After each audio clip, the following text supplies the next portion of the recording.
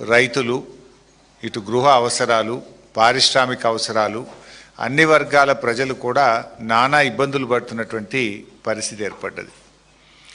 ఒకప్పుడు బీఆర్ఎస్ ప్రభుత్వంలో కరెంటు పోతే వార్త, కానీ నేటి కాంగ్రెస్ కాలంలో కరెంటు ఉంటే వార్త అనేటువంటి పరిస్థితి ఏర్పడ్డది. అంటే ఎప్పుడు కరెంటు వస్తుందో ఎప్పుడు పోతుందో అర్థం కానటువంటి పరిస్థితి ఏర్పడ్డది. ఈరోజు రాష్ట్ర వ్యాప్తంగా 11 జిల్లాల్లో రైతాంగం సబ్స్టేషన్ల ముందు ధర్నాలు చేసినారు.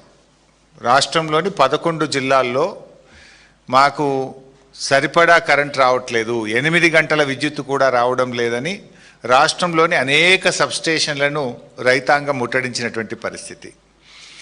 రాష్ట్రంలో ఈరోజు ఎందుకు కరెంట్ లేదు అంటే థర్మల్ విద్యుత్ కేంద్రాల్లో బొగ్గు అందుబాటులో లేదు.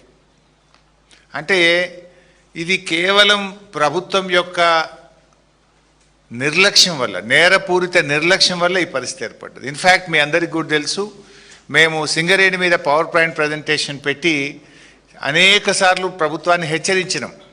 థర్మల్ విద్యుత్ కేంద్రాల్లో వారం రోజులకు సరిపడే బొగ్గు నిల్వలు కూడా లేవు. ఒకవైపు ఏమో మీరు బొగ్గు స్టాక్ ఉంది, 40 లక్షల మెట్రిక్ టన్నుల బొగ్గు స్టాక్ ఉందని చెప్తారు, కానీ విద్యుత్ కేంద్రాల్లో బొగ్గు లేదు, ఆగిపోయే ప్రమాదం ఉందని బీఆర్ఎస్ పార్టీ హెచ్చరిస్తూ వచ్చింది. అయినా మీలో ఉలుకు లేదు, పలుకు లేదు. ఇవాళ ప్రతిపక్షంగా మేము మిమ్మల్ని నిద్రలేపినా కూడా మీ నిర్లక్ష్యం వల్ల ఇవాళ రాష్ట్ర ప్రజలకు రైతాంగానికి శాపంగా మారింది. వీళ్ళ తీరు వల్ల ఇవాళ రాష్ట్రంలో అనేక థర్మల్ విద్యుత్ కేంద్రాల్లో ఇవాళ విద్యుత్ ఉత్పత్తి నిలిచిపోయిన పరిస్థితి ఉంది. ఇది నేను మాటల్లో చెప్పడం లేదు, ఆధారాలతో మాట్లాడుతూ ఉన్నా. ఇవాళ రాష్ట్రంలో కొత్తగూడెం కానీ, కాకతీయ, భద్రాద్రి, యాదాద్రి అన్ని పవర్ సబ్స్టేషన్లో థర్మల్ పవర్ స్టేషన్స్లో ఈరోజు కూడా 6 నుంచి 7 రోజులకు మించి స్టాక్ లేదు. ఇవాళ యాదాద్రి థర్మల్ పవర్ స్టేషన్లో 2 యూనిట్లు మూతపడ్డాయి బొగ్గు లేక. యూనిట్ నెంబర్ 1, యూనిట్ నెంబర్ 4 అంటే 1600 మెగావాట్ల విద్యుత్ ఉత్పత్తి బొగ్గు లేకపోవడం వల్ల యాదాద్రి థర్మల్ పవర్ ప్లాంట్లో విద్యుత్ ఉత్పత్తి నిలిచిపోయింది. భద్రాద్రి థర్మల్ పవర్ ప్లాంట్లో 270 మెగావాట్ల పవర్ ప్లాంట్లో విద్యుత్ ఉత్పత్తి నిలిచిపోయింది. అంటే బొగ్గు కొరత వల్ల కొంత, నిర్వహణ వైఫల్యం వల్ల కొంత, ఇవాళ రాష్ట్రంలో విద్యుత్ ఉత్పత్తి ఆగిపోయి అప్రకటిత కోతలకు నిలయంగా ఈరోజు తెలంగాణ మారింది. మొత్తం నిజంగా ఈరోజు అసలు విద్యుత్ కోత ఎందుకు ఉండాలండి? ఇదేం సీజన్ కాదు, ఎండాకాలం అంతకంటే కాదు. వాస్తవానికి లోడు కూడా హార్డ్లీ 15,000 మెగావాట్లు ఉంది. మన రాష్ట్రంలో చూస్తే మన 7,000 మెగావాట్లు థర్మల్ విద్యుత్తు స్థాపిత సామర్థ్యము, 5,000 మెగావాట్లు సోలార్ సామర్థ్యము, మరో 3-4 మెగావాట్లు 3-4 మెగావాట్లు సెంట్రల్ గవర్నమెంట్ నుంచి కూడా మనకు వస్తుంది. సరిపడా విద్యుత్ సామర్థ్యం కలిగి ఉన్న తెలంగాణ, కానీ మీ నేరపూరిత నిర్లక్ష్యం వల్ల, బొగ్గు నిల్వలు లేకపోవడం వల్ల, నిర్వహణ వైఫల్యం వల్ల ఇవాళ కరెంటు ఉత్పత్తి జరగడం లేదు. ఉదాహరణకు నిన్నటి మీరు చూస్తే 14వ తేదీ తెలంగాణ థర్మల్ విద్యుత్తు స్థాపిత సామర్థ్యం 7,180 మెగావాట్లు. నిన్న ఎంత కరెంట్ ఉత్పత్తి అయిందంటే 3,190 మెగావాట్లు. ఎంత అన్యాయం చూడండి. స్టేషన్ వైజ్ కూడా పెట్టాం మీకు. మన కెపాసిటీ ఉంది తెలంగాణకు, 7,180 మెగావాట్ల విద్యుత్ ఉత్పత్తి చేసే సామర్థ్యం తెలంగాణ రాష్ట్రానికి ఉంది. ఇది గౌరవ కేసీఆర్ గారు బీఆర్ఎస్ ప్రభుత్వం చేసిన కృషి. 4,000 మెగావాట్లు యాదాద్రి చేసినాము, అక్కడ భద్రాద్రి చేసినాము, కానీ మేము కట్నీళ్ళు పెట్టిన పోయోలే ఇచ్చిపోతే నడపశాతగాని గవర్నమెంట్ ఏంది ఇది? నిన్నటిది ఇది. This is not my figure, ఇది ఆన్లైన్ ఫిగర్. నిన్న 7,180 మెగావాట్ల సామర్థ్యం తెలంగాణకు ఉంటే వీళ్ళు ఉత్పత్తి చేసింది 3,190 మెగావాట్లు. అంటే మీరు సగం కూడా చేస్తలేరు. అంటే ఇలా మన రాష్ట్రానికి ఉన్నటువంటి సామర్థ్యంలో 44% ఉత్పత్తి చేస్తున్నారు, 66% మూతపడేసింది మీరు. అంటే రాష్ట్రానికి ఉన్న కెపాసిటీని కూడా విద్యుత్ ఉత్పత్తి చేయక అప్రకటిత కోతలు పెడతా ఉన్నారు. ఎప్పుడు పడితే అప్పుడే కరెంటు పోతూ ఉంది. ఇవాళ రైతులు రోడ్ల మీదకి వచ్చారు. 11 జిల్లాల్లో సబ్స్టేషన్ల ముందు ధర్నాలు చేసింది ఇవాళ రైతులు, మాకు కరెంట్ సరిపోవడం లేదు అని. బొగ్గు సరఫరాలో వైఫల్యము, నిర్వహణలో వైఫల్యము, బొగ్గులో స్కాము, పవర్లో స్కాము, శాండ్లో స్కాము, ల్యాండ్లో స్కాము, అంతా స్కాములమయం. అసలు ఈ రాష్ట్రం మీద సోయే లేదు, మీకు బాధ్యతనే లేదు. మీకు మీ నిర్లక్ష్యం వల్లనే ఈరోజు విద్యుత్ ఉత్పత్తిలో ఇబ్బందులు వచ్చినాయి, సరఫరా తగ్గింది. అందుకే రాష్ట్ర వ్యాప్తంగా ఈరోజు కరెంటు కోతలు జరుగుతూ ఉన్నాయి. ఇలా పరిస్థితి ఏంది? ఒకవైపు వర్షాలు పడతలేవు, ఎలినినో వస్తుందని 3 నెలల కిందనే ప్రపంచం చెప్పింది, కేంద్ర ప్రభుత్వం చెప్పింది, శాస్త్రవేత్తలు అందరూ కూడా చెప్తున్నారు. మరి మీ ముందస్తు ప్రణాళిక ఉండొద్దా? మీకు ముందు జాగ్రత్త చర్యలు ఉండొద్దా? ఇలా రిజర్వాయర్లలో నీటి నిల్వ సామర్థ్యం 33% ఉంది తెలంగాణలో, దేశంలోనే అతి తక్కువ. హైడల్ పవర్ ఉత్పత్తి చేద్దామంటే నీళ్లు లేవు, థర్మల్ పవర్ ఉత్పత్తి చేద్దామంటే బొగ్గు లేదు. అంటే అసలు ఏం చేస్తున్నారు మీరు? గవర్నమెంట్ నడిపే వాళ్ళకు ఇలా మరి నీళ్లు లేవు, హైడల్ పవర్ ఉండదు ఈసారి, మరి కనీసం థర్మల్ పవర్ అన్న 100% ఉత్పత్తి చేయాలి, దానికి బొగ్గు నిల్వలు స్టాక్ పెట్టుకోవాలి అనే సోయి చేయాల్సిన బాధ్యత లేదా? బొగ్గు మంత్రి, విద్యుత్ మంత్రి 2 బట్టిగారే కదా. ఆనాడు కేసీఆర్ గారు ఉదయం లేవగానే ఖచ్చితంగా రాష్ట్రంలో కరెంటు సరఫరా మీద 5 నిమిషాలు రివ్యూ చేసినాకనే ఆయన దినచర్య ఆ రోజు ప్రారంభమయ్యేది. కానీ ముఖ్యమంత్రికి, ఉప ముఖ్యమంత్రికి కనీస సోయి కూడా లేకుండా పోయింది. అందుకే ఇలా ఎడాపెడా కోతలు. పేరుకే మాది కాంగ్రెస్ పార్టీ పేటెంట్ అంటారు. నిజంగా 24 గంటల విద్యుత్తు రైతులకు ఎక్కడన్నా వస్తుందా? 8 గంటల విద్యుత్తు కూడా ఇలా తెలంగాణ రైతాంగానికి రావడం లేదు. కరువు వస్తుందని ఎప్పటి నుంచో చెప్తున్నా కూడా ఈ ప్రభుత్వానికి నీళ్ళు ఎత్తడం మీద ధ్యాస లేదు, విద్యుత్ ఉత్పత్తి మీద ధ్యాస లేదు. వీళ్ళ ధ్యాస అంతా దేని మీద అంటే కమిషన్ల మీద, కొట్లాటల మీద తప్ప ఇవాళ ప్రజల మీద, రాష్ట్రం మీద, విద్యుత్ ఉత్పత్తి మీద, గోదావరి జలాలు ఎత్తడం మీద వీళ్ళకి ధ్యాస లేకపోవడం వల్లనే రాష్ట్రంలో ఈరోజు ఈ ఇబ్బందులు వస్తూ ఉన్నాయి. ఇవాళ మెదక్, సంగారెడ్డి, సూర్యాపేట, కరీంనగర్, ఆదిలాబాదు, వరంగల్, బట్టిగార్ జిల్లా, ఖమ్మం, ఇట్లా అన్ని జిల్లాల్లో కూడా రైతులు రోడ్ల మీదకి వచ్చినారు. కరెంటు ఇలా రైతులకు 7-8 గంటల విద్యుత్ సరఫరా కూడా ఈరోజు జరిగినటువంటి పరిస్థితి లేదు. ఒక్క నిమిషం ఆ వీడియో కూడా, రాష్ట్ర వ్యాప్తంగా జరిగిన ధర్నాలు ఈరోజు జరిగిన వీడియో కూడా మీకు 1 మినిట్ చూపిస్తాం. 8 గంటల కరెంటు 8 గంటల కరెంటు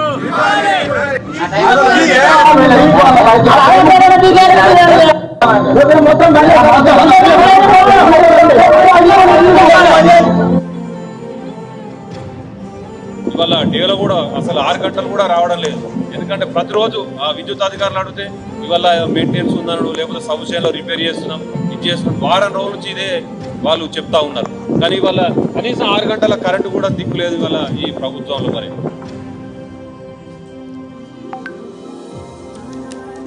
చెప్పారు సార్, చెప్పారు.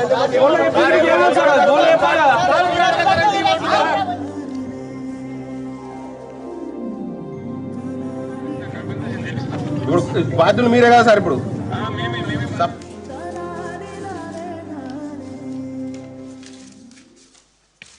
సో ఈరోజు అంటే అవకాశం ఉండి ఇక్కడ కొత్తగా ప్లాంట్లు పెట్టాల్సిన అవసరం లేదు. కేసీఆర్ గారు ముందు చూపుతో 4000 మెగావాట్ల యాదాద్రి థర్మల్ పవర్ ప్లాంట్ పెట్టాం, 1200 మెగావాట్ల భద్రాద్రి థర్మల్ పవర్ ప్లాంట్ పెట్టినాం. సోలార్ 4000 మెగావాట్ల సోలార్ సామర్థ్యం. Almost Telangana installed capacity is 23,000 megawatts. ఈరోజు లోడ్ ఎంత ఉన్నది? 14,000, 15,000 ఉన్నది. 23,000 మెగావాట్ల సామర్థ్యం తెలంగాణకు ఉంటే 14,000-15,000 మెగావాట్ల లోడ్ లేదు. ఇలా ఎందుకు కరెంట్ కట్ చేస్తున్నారు? అంటే 7,180 మెగావాట్ల థర్మల్ పవర్ రావాల్సిన చోట 3,190, 44% థర్మల్ విద్యుత్తు మీరు ఉత్పత్తి చేస్తున్నారు. అంటే దీనికి కారణం ఏంది? బయట కరెంటు కొంటున్నారు. ఇవాళ రోజుకు 80 మిలియన్ యూనిట్ల కరెంటు పవర్ ఎక్స్చేంజ్లో కొంటున్నారు. అంటే నువ్వు ఉత్పత్తి చేసుకునే కరెంటు బంద్ పెట్టి బయట ఎందుకు కొంటున్నారు మీరు? ఈ భారం వినియోగదారులు, ప్రజలు, పారిశ్రామికవేత్తలు ఎందుకు భరించాలి? యూ హ్యావ్ ద కెపాసిటీ, కానీ బొగ్గు లేదు అని చెప్పి తాళం వేస్తున్నారు, బంద్ పెడుతున్నారు. బంద్ పెట్టి ఏం చేస్తున్నారు? బయట 80 మిలియన్ యూనిట్ల కరెంటు కొంటున్నారు ఒక రోజుకు ప్రైవేట్ ఎక్స్చేంజ్లో, అడ్డగోల్ కాస్ట్ పెట్టుకుంటున్నారు. అసలు ఇది ఎంత నిర్లక్ష్యం! ప్రభుత్వం చేతగానితనం వల్ల, సోయి తప్పడం వల్ల, ముందు జాగ్రత్త లేకపోవడం వల్ల, ప్రణాళిక లేకపోవడం వల్ల, ప్లానింగ్ లేకపోవడం వల్ల ఇవాళ ప్రజలు కోతలతో ఇబ్బంది పడుతున్నారు, రైతులు రోడ్లెక్కుతున్నారు. ఇవాళ రాష్ట్రం మీద కన్జ్యూమర్స్ మీద విపరీతమైనటువంటి భారం పడతా ఉంది. ఇవాళ ఇంకా ఒక ఇంపార్టెంట్ పాయింట్ కూడా నేను ప్రభుత్వాన్ని అడగదలుచుకున్నా, ప్రజల ముందు కూడా పెట్టదలుచుకున్నా. ఇవాళ సింగరేణి వెబ్సైట్ ఉంటుంది. సింగరేణి వెబ్సైట్లో మొన్న జనవరి వరకు రోజు ఎంత ప్రొడక్షన్ అవుతా ఉంది, అందులో గ్రేడ్ ఏంది, G5, G6, G7, G8, G12 ఎంత, G14 ఎంత, G13 గ్రేడ్ కోల్ ఎంత ఉత్పత్తి అయింది అనేది ప్రొడక్షన్ డీటెయిల్స్ బీఆర్ఎస్ హయాంలో ఓపెన్గా కనబడేది, నో సీక్రెట్. కానీ అలా కాంగ్రెస్ రాగానే ఆ వెబ్సైట్ క్లోజ్ చేసేసారు.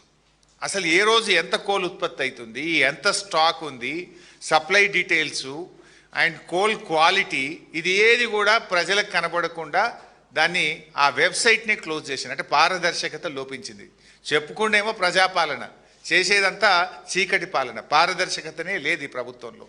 ఇవాళ ఏం జరుగుతుంది, క్వాలిటీ కోల్, మంచి కోల్ నైనీ బ్లాక్లో కానీ సింగరేణిలో వచ్చే మంచి బొగ్గును తమిళనాడుకు, కర్ణాటకకు, ప్రైవేటు ఐరన్ ఓరు స్టీల్ మ్యానుఫ్యాక్చరర్స్కు, ఆంధ్రప్రదేశ్కు, ఇతర రాష్ట్రాలకేమో మంచి బొగ్గు అమ్ముతారు.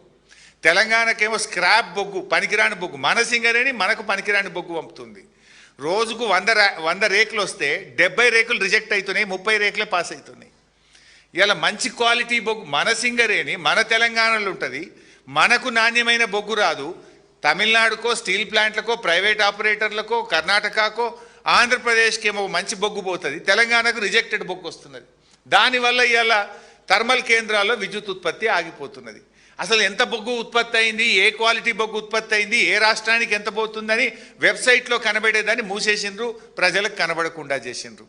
నాకు అర్థం కాక అడుగుతా, మన రాష్ట్ర అవసరాలు పక్కన పెట్టి మన రైతులను చీకట్లో నెడుతూ, మన ప్రజలకు కరెంటు కోతలు పెడుతూ, మన బొగ్గు పక్క రాష్ట్రాలకు బొగ్గుడైంది, తెలంగాణకు బొగ్గు లేకపోవడం ఏంది అంటే ఇది ప్రభుత్వ వైఫల్యం.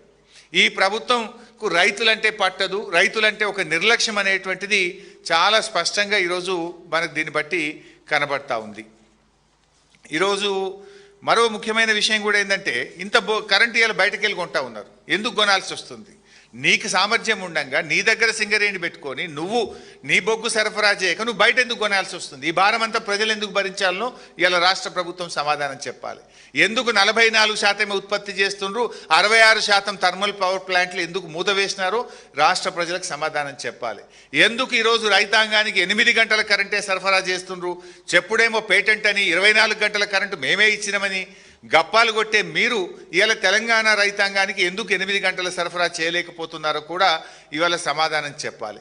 ఇవాళ రాష్ట్రంలో లో వోల్టేజ్తోని రైతుల మోటార్లు, ట్రాన్స్ఫార్మర్లు విపరీతంగా కాలిపోయి రైతులు బాగా ఇబ్బంది పడుతున్నటువంటి పరిస్థితి ఉంది. మీ ప్రభుత్వం వచ్చినాక అన్ని కోతలే. రుణమాఫీ చేస్తామన్నారు, సగం మంది రైతులకు కోత పెట్టిండ్రు. రైతు భరోసా మేము 15,000 ఇస్తామన్నారు, 3 సీజన్లకు రైతు భరోసాలో కోత పెట్టిండ్రు. యూరియా ఎరువుల సరఫరాల్లో కోతలు పెట్టినారు. పంటల బోనస్లో 2 యాసంగి పంటలకు కోత పెట్టినారు. ఇలా వ్యవసాయానికి 24 గంటల కరెంట్ ఇచ్చేది ఉంటే ఇలా 12 నుంచి 16 గంటలు కోత పెట్టి రైతులకు 8 గంటల కరెంట్ ఇస్తున్నారు. కరెంటులో కూడా కోత పెట్టిండ్రు. ఫైనల్గా మీది ఏంటంటే కోతల సర్కారు, వాతల సర్కారు. కోతలు ఎక్కువ, వాతలు ఎక్కువ. ఇలా వాతలు ఎన్ని పెట్టిండ్రు? మోటార్ సైకిల్ కొంటే ట్యాక్స్ పెంచిండ్రు, విస్కీ బీర్ల మీద ట్యాక్స్ పెంచిండ్రు, రిజిస్ట్రేషన్ భూముల ధరలు పెంచిండ్రు. ఇప్పుడు ఇక భూమి పన్ను కూడా వేస్తారట. ఇంకా అటు వాతలు పెడుతుండ్రు, ఇటు ఉన్న పథకాల్లో, సంక్షేమ పథకాల్లో కోత, రైతులకు అందేటువంటి వివిధ కార్యక్రమాల్లో కోతలు పెట్టేటువంటి కార్యక్రమంలో ఈ ప్రభుత్వం ముందుకు పోతా ఉంది. అదేవిధంగా ఇండస్ట్రీస్లో చూస్తే ఓపెన్ యాక్సెస్ కింద మేము ఇండస్ట్రీస్ గ్రీన్ పవర్ తెచ్చుకోవచ్చు అని ఒక గ్రీన్ ఎనర్జీ పాలసీ తెచ్చింది ఈ ప్రభుత్వం. 3,000 మెగావాట్లకు పారిశ్రామికవేత్తలు దరఖాస్తులు పెట్టుకున్నారు. ఎందుకు అప్లికేషన్లు క్లియర్ చేస్తలేరు? ఎంత ఒక మెగావాట్కి ఎంత రేటు ఆఫ్ ద రికార్డు, ఎంత కమిషన్ రేట్ ఫిక్స్ చేసిండ్రు? ఆ కమిషన్లు ఇవ్వనందుకే ఆపుతున్నారా? గ్రీన్ ఎనర్జీ పాలసీ తెచ్చి పారిశ్రామికవేత్తలు ఓపెన్ యాక్సెస్కు దరఖాస్తులు పెడితే ఎందుకు ఈరోజు వరకు ఆ దరఖాస్తులు క్లియర్ చేస్తలేరు? ఆ దరఖాస్తులు క్లియర్ చేయడానికి విధి విధానాలు ఏంటి? ఫస్ట్ కమ్ ఫస్ట్ చేస్తారా? ఏ పాలసీలో చేస్తారు? ఎందుకు చేయడం లేదు? ఒకవేళ ఓపెన్ యాక్సెస్లో ఈ 3,000 మెగావాట్లు ఇండస్ట్రీస్కి ఇచ్చుంటే ఇలా లోడ్ తగ్గుతుండే కదా. వాళ్ళు బయటకు వెళ్ళి తెచ్చుకుంటే, గ్రీన్ ఎనర్జీ తెచ్చుకుంటే, వాళ్ళ సొంత ఎనర్జీ తెచ్చుకుంటే ఇవాళ ఈ రాష్ట్రం మీద భారం తగ్గుతుండే కదా. 1 సంవత్సరం నుంచి అప్లికేషన్లు పెండింగ్లో పెట్టి కమిషన్ల కోసం కక్కుర్తుబడి ఇవాళ గ్రీన్ ఎనర్జీ పాలసీని ఆపినరు, ఓపెన్ యాక్సెస్ పాలసీ కింద పారిశ్రామికవేత్తలకు కూడా ఇవ్వకుండా ఆపుకొని పెట్టుకున్నారు. ఇవాళ ఫైనల్గా మా డిమాండ్ ఒకటే, థర్మల్ విద్యుత్తును పూర్తి స్థాయిలో ఉత్పత్తి చేయండి. నాణ్యమైన బొగ్గు సరఫరాను సింగరేణి నుంచి యుద్ధ ప్రాతిపదికన థర్మల్ ప్లాంట్లకు చేయండి. రాష్ట్రంలో రైతాంగానికి ఇప్పటికే మీరు కాళేశ్వరం నీళ్ళెత్తక అటు కరువు కోరల్లో చిక్కుకున్న రైతులకు నాణ్యమైన 24 గంటల విద్యుత్ సరఫరా చేయాలని, రైతాంగాన్ని ఆదుకోవాలని రైతుల పక్షాన బీఆర్ఎస్ పార్టీ డిమాండ్ చేస్తుంది. కరెంటు సరఫరాలో ప్రభుత్వం వెంటనే చర్యలు తీసుకోకపోతే రైతుల పక్షాన బీఆర్ఎస్ పార్టీ పెద్ద ఎత్తున పోరాటానికి శ్రీకారం చుడుతుందని ఈ ప్రభుత్వాన్ని హెచ్చరిస్తున్నాం. Thank you.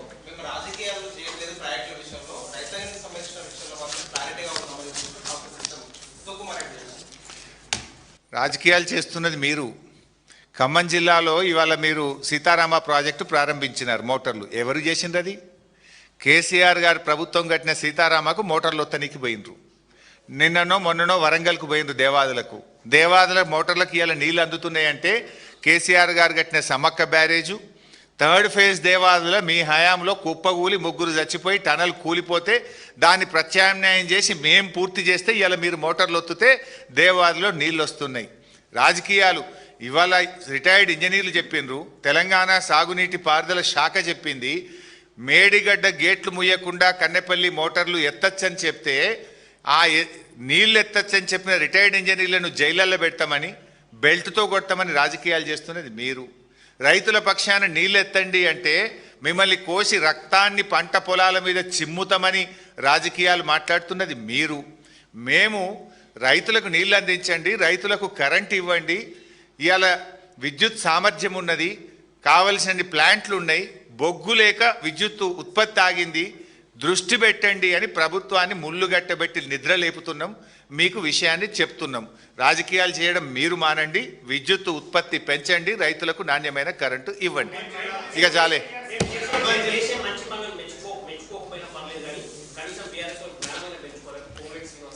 చేసిన మంచి పనులు ఏందండి? 2 పంటలకు బోనస్ ఎగ్గొట్టుడు మంచి పనా? మీరు చేసిన మంచి పని రుణమాఫీ కోసం 35,000 కోట్లు పెట్టామని బడ్జెట్లో అసెంబ్లీలో చెప్పి 18,000 కోట్లు చేసి మిగతా 18,000 కోట్లు ఎగ్గొట్టడం మీరు చేసిన మంచి పనా? పంటలు కొనండి అంటే 5 కిలోల తరుగు పెట్టి రైతుల ఉసురు పోసుకోవడం మీరు చేసిన మంచి పనా? మీరు చేసిన మంచి పని 24 గంటల కరెంటు కేసీఆర్ గారు ఇస్తే 8 గంటల కరెంటు కూడా రైతులకు ఇవ్వకపోవడం అనేది మీరు చేసిన మంచి పనా? 3 పంటలకు రైతు బంధు ఎగ్గొట్టడం మీరు చేసిన మంచి పనా? భూముల ధరలు పెంచి ఇవాళ రిజిస్ట్రేషన్ ఛార్జీలు పెంచడం మీరు చేసిన మంచి పనా? మద్యం మీద ఆర్టీఏ ట్యాక్సులు పెంచి ప్రజల మీద భారం వేయడం మీరు చేసిన మంచి పనా? అవ్వాతాతలకు 4,000 పెన్షన్ గెలిచిన మొదటి నెలలో ఇస్తామని 31 నెలలైనా అవ్వాతాతలకు పెన్షన్ ఇవ్వకపోవడం మీరు చేసిన మంచి పనా? మీరు చేసిన మంచి పనులు ఏమన్నా ఉన్నాయంటే స్కాములే తప్ప మీరు చేసిన నిజమైన మంచి పనులు ఏం లేవు. మీ పాలనలో ఉన్న స్కాములే తప్ప మంచి పనులు లేవు.